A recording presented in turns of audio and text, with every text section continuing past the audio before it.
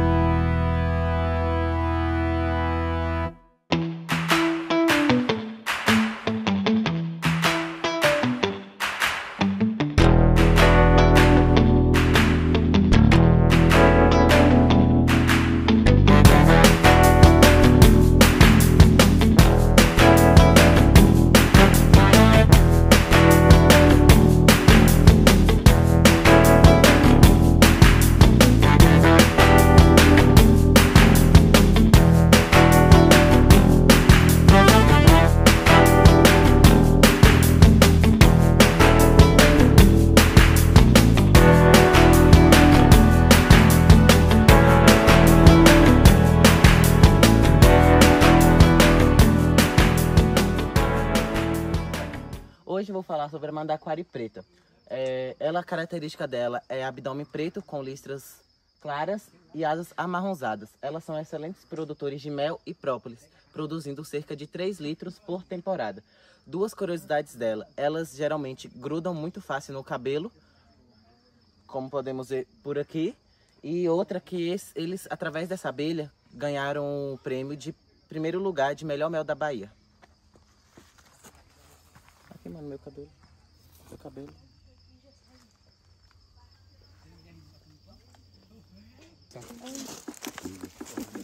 Oi. Se preparei, mano. Só não pode matar elas, hein? Se elas grudarem, você só afasta.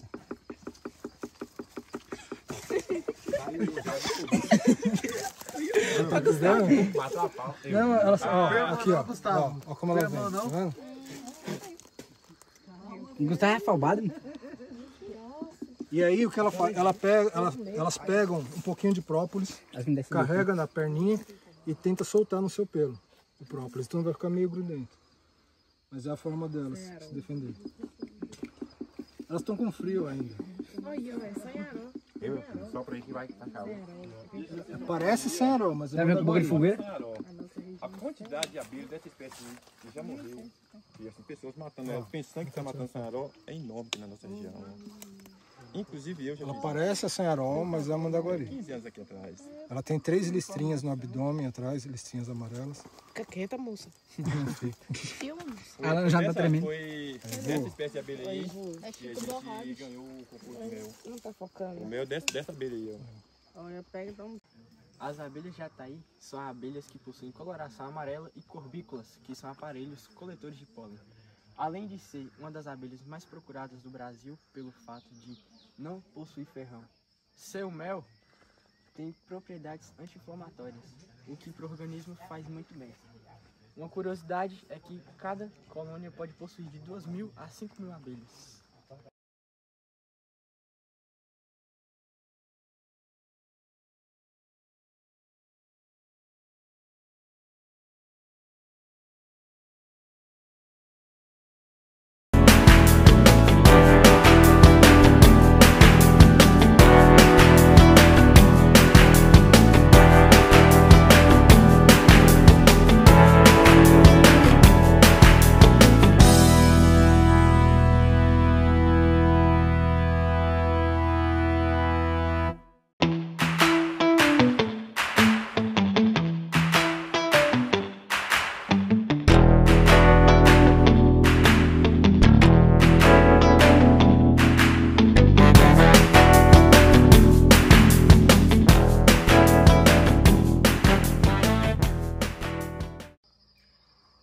Gente, hoje nós iremos aqui entrevistar Danilo e Gilberto, os meliponicultores aqui de Licínio.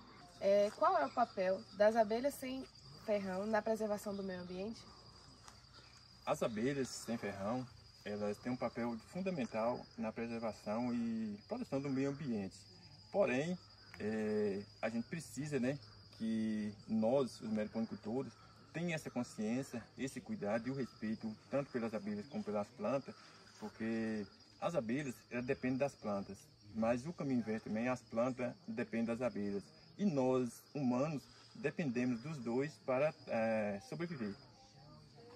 Como o trabalho dos meliponicultores contribui para a conservação da biodiversidade? Bom, complementando o que ele começou a falar, o que o Gilberto começou a falar, a abelha ela não sobrevive sem néctar, não sobrevive sem pólen. Então, para ser meliponicultor, a gente tem que começar plantando. Então a gente tem que plantar para elas, e aí esse ciclo vai aumentando. Elas vão aumentando a produção das plantas, vai aumentando a diversidade e as espécies de plantas também da região, porque muitas espécies que às vezes estão minguando, estão desaparecendo da região, elas retornam com a presença das abelhas, né? Porque as abelhas fazem esse trabalho de polinização e atraem os pássaros, com as flores atrai também os pássaros dispersam as sementes e então todo o meio ambiente ganha. Aumenta a quantidade de espécies, aumenta a produção de sementes, né? E melhora todo o clima. Então é essencial que una-se esse trabalho do meliponicultor para estimular essa produção das abelhas, e as abelhas, né, vai aumentando a quantidade delas, vai melhorando. Eu ainda até me perdi, porque a pergunta era essa? Era. Os meliponicultores realizam algum tipo de reflorestamento ou plantio de espécies de plantas nativas? Sim. A princípio, a gente só pensava em criar abelhas, mas com o passar do tempo, com o aumento da quantidade de abelhas que a gente foi criando, a gente sentiu a necessidade tanto de preservar, de proteger tanto as plantas e as espécies de abelha que a gente já tem, mas principalmente de plantar as plantas nativas, aquelas que já tem na nossa região, e até introduzir algumas espécies de plantas também nativas que já tinha sido retirada, né, do nosso ambiente, e a gente está fazendo esse trabalho de reposição. Que tipo de plantas são cultivadas ou preservadas para manter a alimentação das abelhas? Então, isso é uma pergunta que geralmente começa porque todo tipo de pecuária, de criação de animais, geralmente vem um técnico que estudou, né, longe, não estudou no campo, estudou longe, e ele vai te falar, você vai criar vaca, então você vai plantar para elas tal capim, tal tipo de capim. No caso das abelhas, não é bem assim que funciona. As abelhas, elas são diversas, né? São no Brasil mais de 300 espécies de abelhas nativas, né? Só que em Licínio a gente já catalogou praticamente 20 espécies, né? Faltam algumas confirmações, mas são muitas espécies. Então, você plantar um tipo de planta, ou 2 ou 3 tipos de planta, não funciona. Tem que plantar em diversidade, porque a natureza ela é diversa, né? Na natureza você não pega 1 metro quadrado e você não vai achar uma única espécie de planta. Você vai achar várias espécies de plantas, né? Em vários estratos, com vários ciclos de vida diferentes. Então, o nosso trabalho é manter ou iniciar, caso seja um lugar degradado, uma diversidade de espécies para que a abelha se sinta bem e produza mais. Como as mudanças climáticas e ações humanas têm afetado o comportamento das abelhas sem ferrão? Essa pergunta é uma pergunta que toca bastante, porque quando se fala em mudanças climáticas, a gente percebe que isso afeta tanto as abelhas como as plantas. Só recapitulando aí o ano de 2023, nós tivemos aí mais de 100 dias de uma temperatura muito alta, onde a gente pensava que as abelhas iam morrer todas. Mas com o retomar da chuva e o ciclo se refez, a gente ainda tivemos uma boa produção nesse ano. O que mais nos afeta, além das mudanças climáticas, são as ações humanas, porque a gente vive num cenário que as abelhas, né, elas têm aí um raio de voo, que algumas alcançam aí 250, 300 metros, outras até mais de 1 quilômetro, e a gente não tem aqui no município nenhum lugar que a gente cria as abelhas que tem esse raio de 1 quilômetro livre de queimada, locais degradados e principalmente de uso de agrotóxicos. Então, esse ciclo que a gente vem vivenciando de mudança climática e ações humanas tem atrapalhado bastante a nossa criação e o convívio das abelhas. Tem atrapalhado, inclusive, só para completar a resposta, tem atrapalhado, inclusive, a produção. Porque a abelha ela deixa de pegar néctar para ir buscar água, para refrescar a colmeia. Então, o trabalho que ela deveria estar aumentando para aumentar a produção de mel, ela está, na verdade, tentando resfriar a colmeia. Então, isso afeta tudo, afeta todo o ciclo. Quais práticas sustentáveis vocês adotam na manutenção da meliponicultura? As práticas mais sustentáveis, já foi respondido pelo mas a gente pode complementar, a preservação das espécies de plantas que a gente já tem, o manejo com as abelhas, né, o manejo correto com as abelhas e principalmente o replantio de plantas, né, para a recuperação de áreas degradadas. O manejo que ele citou é de extrema importância, porque se a pessoa é muito gananciosa e resolve tirar todo o mel da abelha, ela morre. Né? Então, isso não é sustentável. O sustentável é manter a abelha o mais forte possível para que ela produza mais. Então, a gente só retira, por isso que a gente usa colmeias em módulos, e a gente retira só o módulo que ela utiliza para estoque de excesso de alimento, né? Para poder ela se restabelecer. De que forma o trabalho com abelhas sem ferrão ajuda na regeneração dos ecossistemas?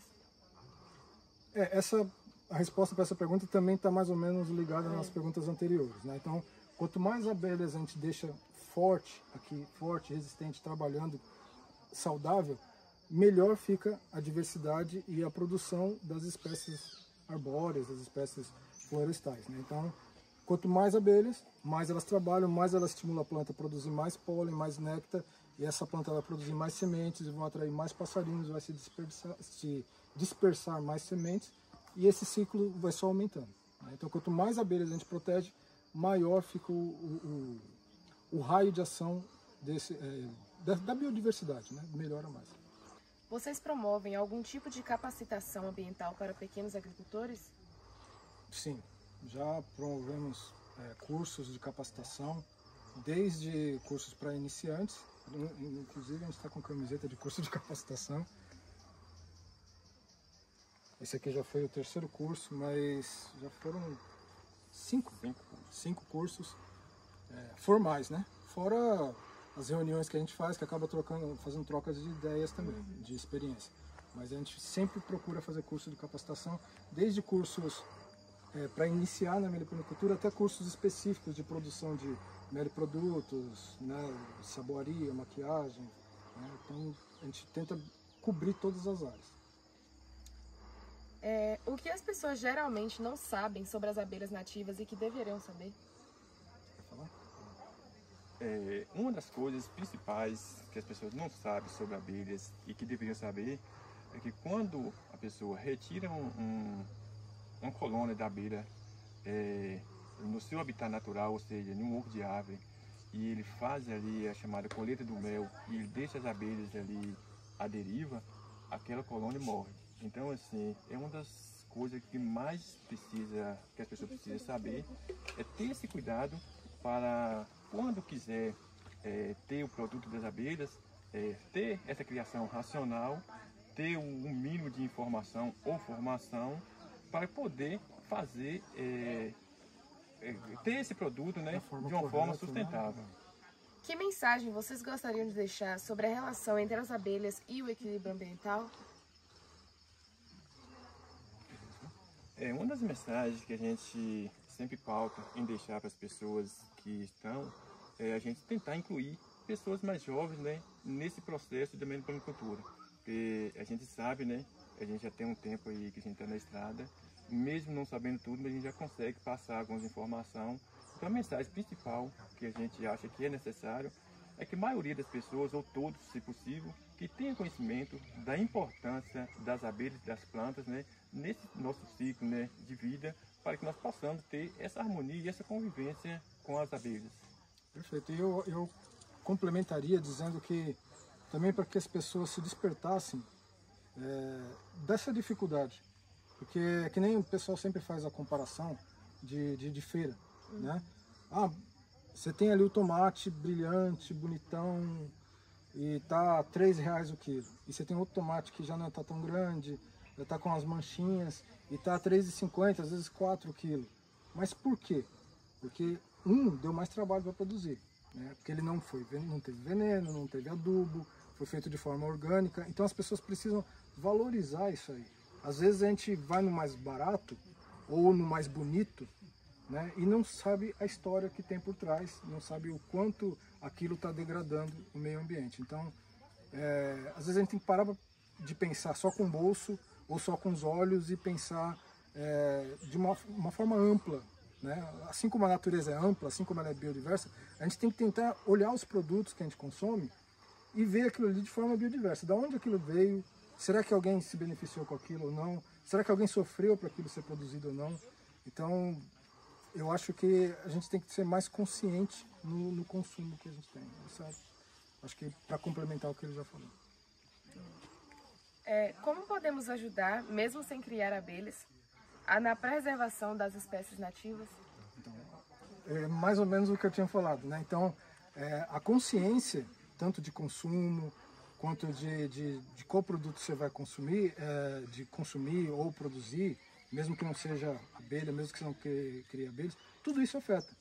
Então, eu não preciso criar abelha para proteger as abelhas, né? Eu posso simplesmente espalhar a ideia para todo mundo: não façam monocultura, não usem veneno, porque assim, indiretamente você vai estar protegendo as abelhas também, né? Não mate abelhas, né? Não mate abelhas, né? Abra a mente, né, para essa diversidade. A abelha não é só aquela abelha de ferrão, aquela abelha apis, né? Aquela ali, inclusive, ela nem é brasileira, né? Ela é uma abelha estrangeira que foi introduzida no país. As nossas abelhas, elas não têm ferrão, as abelhas sociais, né? Algumas têm ferrão, mas são solitárias, tipo mamangava, essas aí. Então, eu acho que é isso, né? Você quer completar alguma coisa? Então, assim, só complementando a resposta à pergunta, para quem está de fora, que não cria abelha, para ajudar, o primeiro passo é conhecer as abelhas e seus benefícios. E consumir os produtos também, né? Porque a gente costuma ver que os produtos das abelhas, todo mundo fala que é medicinal. É medicinal. Mas também é alimento. Então, se você for consumir ele só quando você está resfriado, né, você não consegue ter todos os benefícios. O benefício vem de você consumir constantemente aquilo ali e manter o seu sistema imunológico forte, né? Se você consome só quando você está precisando, ele ajuda, é lógico, mas não tem toda a potência que aquele alimento cheio de vitaminas, cheio de ácidos fenólicos, né, cheio de benefícios, você não está aproveitando o máximo dele. O máximo dele é o consumo constante, né? Então, e isso também ajuda. Se você consome o produto da abelha, você está ajudando também. Exatamente. Agora eu queria que vocês fizessem uma explicação breve de como foi tomada a iniciativa, né, desse projeto.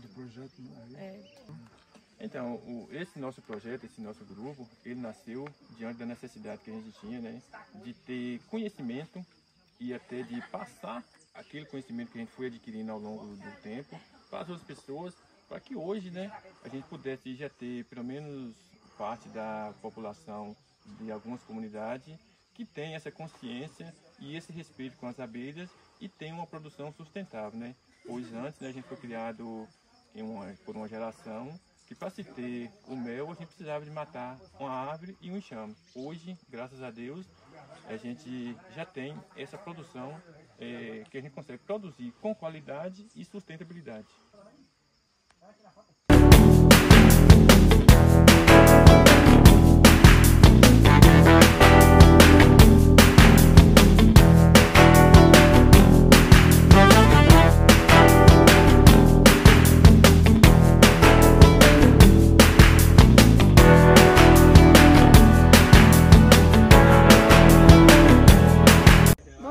Hoje estamos aqui no Melipolinário Coletivo e vamos falar um pouco agora dos produtos que tem aqui para ver.